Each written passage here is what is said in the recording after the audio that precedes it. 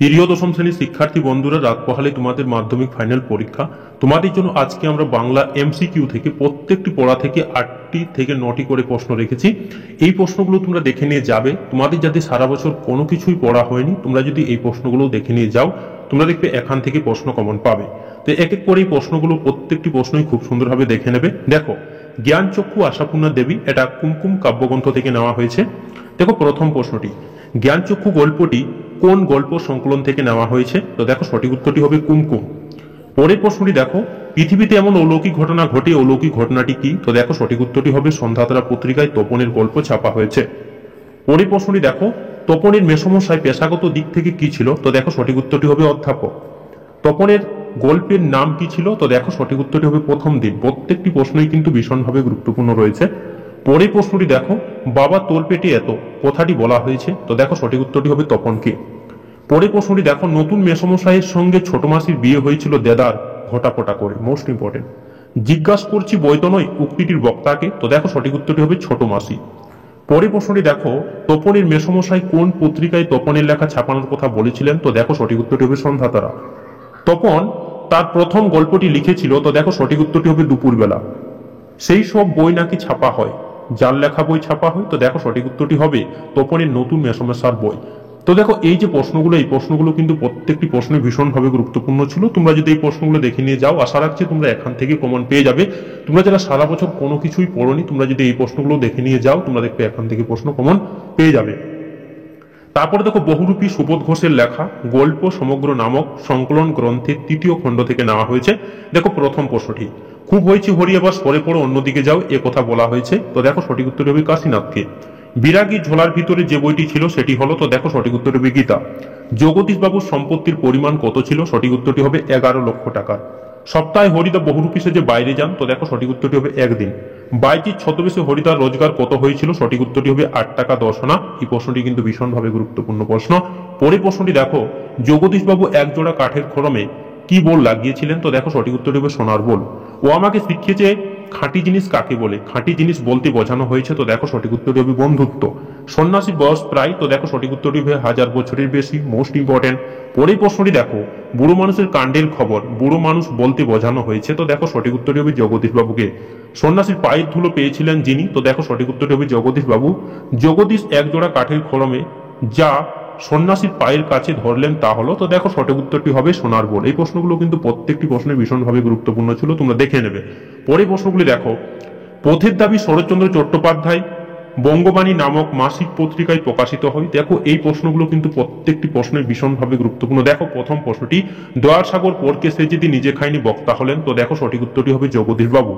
গিরিশ মহাপাত্রের বয়স কত? তো দেখো সঠিক উত্তরটি হবে 30-32 বছর। Most important. অপূর্বের পিতার বন্ধুকে? সঠিক উত্তরটি হবে নিমাই বাবু। সব্যসাচী মল্লিককে কার সামনে হাজির করা হলো? সঠিক উত্তরটি হবে নিমাই বাবু। পলিটিক্যাল সাসপেক্টের নাম কি ছিল? তো দেখো সঠিক উত্তরটি হবে গিরিশ মহাপাত্র।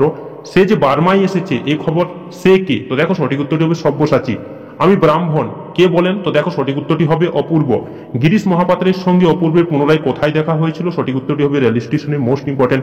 যাকে খুঁজছেন সে যে এই নয়, তাই আমি জামিন হতে পারি বক্তা হলেন? তো দেখো সঠিক উত্তরটি হবে অপূর্ব। পরের প্রশ্নটি দেখো, গিরিশ মহাপাত্রের বয়স? তো দেখো সঠিক উত্তরটি হবে 30-32 বছরের অধিক নয়। পরের প্রশ্নটি দেখো, সব্যসাচী মল্লিক পেশায় ছিলেন? তো দেখো সঠিক উত্তর হবে ডাক্তার। এই প্রশ্নগুলো কিন্তু প্রত্যেকটি প্রশ্নই ভীষণভাবে গুরুত্বপূর্ণ ছিল। তারপরে দেখো অদল বদল পান্নালাল প্যাটেল থেকে দেখে নাও প্রশ্নগুলো।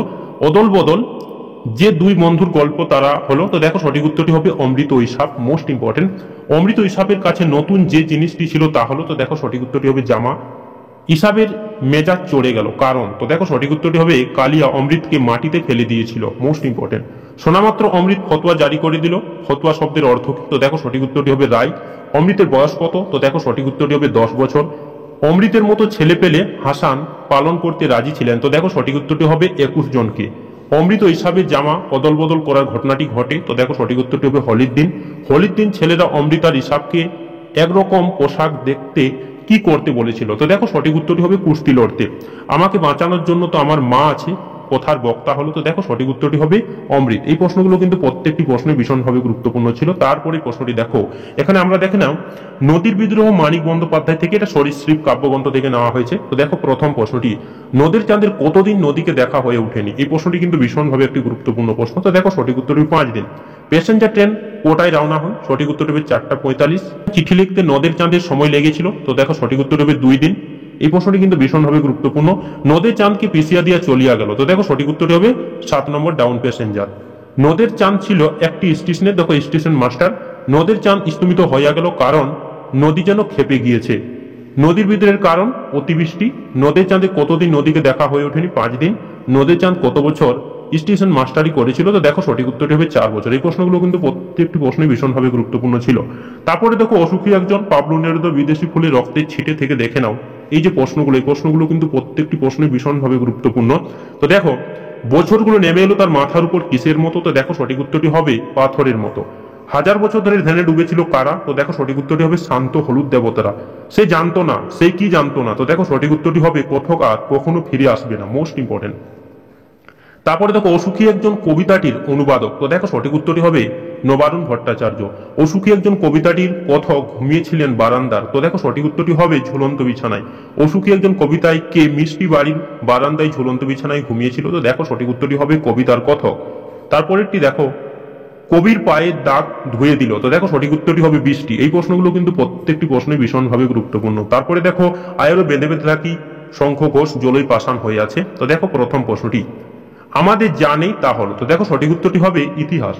ছড়ানো রয়েছে কাছে দূরে? কি ছড়ানো রয়েছে দূরে? তো দেখো সঠিক উত্তরটি হবে শিশুদের সব। আমাদের পায়ে পায়ে রয়েছে হিমানির বাঁধ, মোস্ট ইম্পর্টেন্ট। আমাদের মাথায় আছে? তো দেখো সঠিক উত্তরটি হবে বোমারু বিমান, মোস্ট ইম্পর্টেন্ট। আমাদের ডান পাশে কি আছে? তো দেখো সঠিক উত্তরটি হবে ধস। কবিতায় কবি কিভাবে আরো বেঁচে থাকার কথা বলেছেন? তো দেখো সঠিক উত্তরটি হবে বেঁধে বেঁধে। শঙ্খ ঘোষের ছদ্মনাম কি? তো দেখো সঠিক উত্তরটি হবে কুন্তক, মোস্ট ইম্পর্টেন্ট। আয়েরও বেঁধে বেঁধে থাকি কবিতাটি কি ধরনের কবিতা? তো দেখো সঠিক উত্তরটি হবে তন্ময় ধর্মী, মোস্ট ইম্পর্টেন্ট। দেখো এই প্রত্যেকটি প্রশ্নই কিন্তু ভীষণভাবে গুরুত্বপূর্ণ। তারপরে দেখো আফ্রিকা রবীন্দ্রনাথ ঠাকুর পত্রপুট কাব্যগ্রন্থ থেকে নেওয়া হয়েছে। দেখো প্রথম প্রশ্নটি, এলোরা লোহার হাত কুড়িনি ওরা কারা? তো দেখো সঠিক উত্তরটি হবে ইউরোপীয়। দিনের অন্তিম কাল ঘোষণা করলো কারা? তো দেখো সঠিক উত্তরটি হবে অশুভ ধ্বনিতে। দাঁড়াবে মানেরা মানবীর দ্বারে, মানেরা মানবী হলো? তো দেখো সঠিক উত্তরটি হবে আফ্রিকা। শেষটা নিজের সৃষ্টিকে বারবার বিধ্বস্ত করেছিল, তার কারণ? তো দেখো সঠিক উত্তরটি হবে নিজের প্রতি অসন্তোষ। সভ্যতার শেষ পূর্ণবাণী হলো? তো দেখো সঠিক উত্তরটি হবে ক্ষমা করো। সে আফ্রিকার কাছে ক্ষমা চাইবে, সে কে? তো দেখো সঠিক উত্তরটি হবে যুগান্তের কবি, মোস্ট ইম্পর্টেন্ট।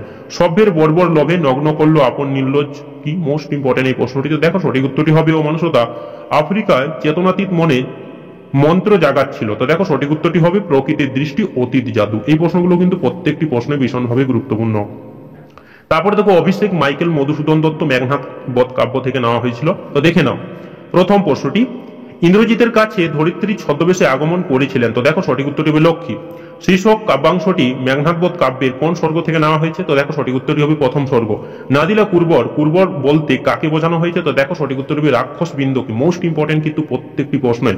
তারপরে প্রশ্নটি দেখো, সেনাপতি পদে রাবণ কাকে বরণ করার কথা বলেছেন? তো দেখো সঠিক উত্তরটি হবে ইন্দ্রজিৎকে, মোস্ট ইম্পর্টেন্ট। ইন্দ্রজিতে সতী তুমি সতী, সতী বলতে কাকে বোঝানো হয়েছে? তো দেখো সঠিক উত্তরটি হবে প্রমীলাকে। কে কবে শুনছে পুত্র ড্যাশ শূন্যস্থান পূরণ করো? তো দেখো সঠিক উত্তরটি হবে ভাসে শিলাজলে। হৈমবতী সুদ কাকে বধ করেছিল? সঠিক উত্তরটি হবে তারকাসুরকে, মোস্ট ইম্পর্টেন্ট। হেথা আমি বামাদল মাঝে, বামা শব্দের অর্থ কি? সঠিক উত্তরটি হবে নারী। এই প্রশ্নটি কিন্তু ভীষণভাবে একটি গুরুত্বপূর্ণ প্রশ্ন, মোস্ট ইম্পর্টেন্ট। তারপর দেখো প্রলয় উল্লাস কাজী নজরুল ইসলাম অগ্নিবীণা কাব্যগ্রন্থ থেকে নেওয়া হয়েছে। দেখে নাও প্রথম প্রশ্নটি, উষা কি বেশে আসবে? তো দেখো সঠিক উত্তরটি হবে করুণ বেশে, মোস্ট ইম্পর্টেন্ট। প্রলয় উল্লাস শব্দের অর্থ কি? তো দেখো সঠিক উত্তরটি হবে ধ্বংসের আনন্দ। কবি নতুনের কেতন বলেছেন? তো দেখো সঠিক উত্তরটি হবে কালবৈশাখী ঝড়কে।